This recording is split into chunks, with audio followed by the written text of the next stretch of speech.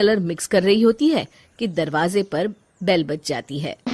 अब कौन आ गया इस वक्त? इतनी मुश्किल से तो मुझे पेंट करने का मौका मिला है। रजनी दरवाजा खोलती है तो उसकी सास अपनी सहेलियों के साथ खड़ी होती है और सब घर के अंदर आ जाते हैं। अरे बहू, सबको शरबत बनाकर पिला दे, बाहर तो बड़ी गर्मी है। उफ। जी। रजनी पेंट ना कर पाने से उदास हो जाती है। उसे गुस्सा भी आ रहा होता है कि उसने इस शादी के लिए हाँ क्यों कह दी। वो रसोई में जा रही होती है कि उसकी सास उसे रोकती है।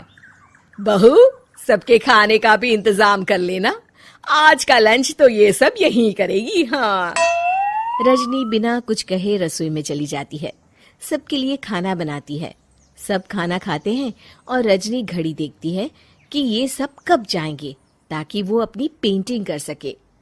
जब शाम होती है तब सब चले जाते हैं अपने घर। अरे बहू, सब तेरे खाने की तो बहुत तारीफ कर रहे थे, सबको बहुत अच्छा लगा खाना।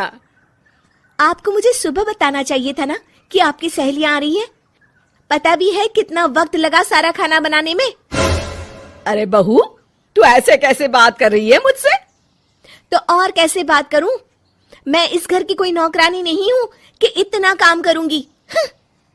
रजनी अपने कमरे में जाकर दरवाजा बंद कर लेती है। शाम को जब नीरव आता है तो उसकी माँ उसे पूरी घटना के बारे में बताती है। क्या रजनी ने आपसे इस तरह बात की माँ?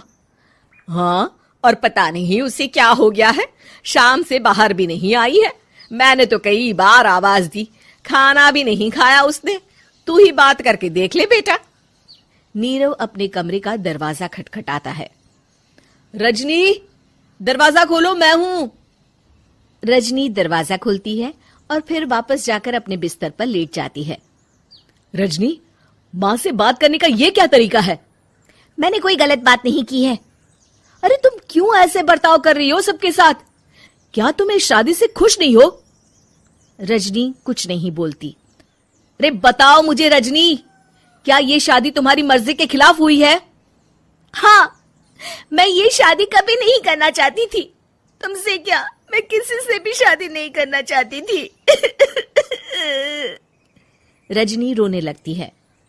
चुप हो जाओ रजनी, बताओ मुझे, तुम क्यों नहीं करना चाहती थी शादी? रजनी बेड के नीचे से अपने पेंटिंग्स, कलर्स, ब्रश, पेपर्स निकालती है।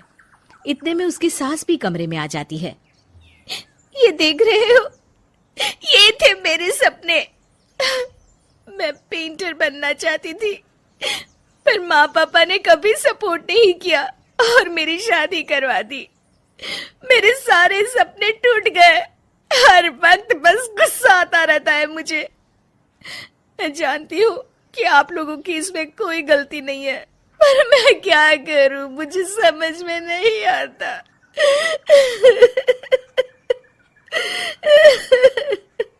रजनी फूट फूट कर रोने लगती है।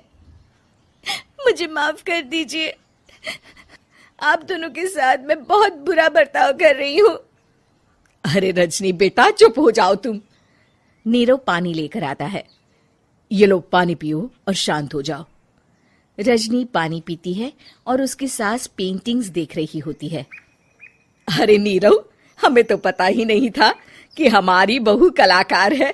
अरे कितनी अच्छी पेंटिंग्स बनाई है, देखो तो। ये वाली तो मैं अपने कमरे में ले जाऊंगी। आपको ये पेंटिंग्स अच्छी लगी? अच्छी नहीं, बहुत अच्छी लगी। और तुमने हमें बताया क्यों नहीं? तुम जब चाहे पेंटिंग कर सकती हो रजनी। हम तुम्हारे सपनों को पूरा करने में तुम्हारा पूरा साथ देंगे। हाँ बेटा, हम कला की कद्र करते हैं। हम कलाकार तो नहीं, पर मुझे गर्व है कि मेरी बहू एक कलाकार है। रजनी, नीरव और सास तीनों हंस पड़ते हैं।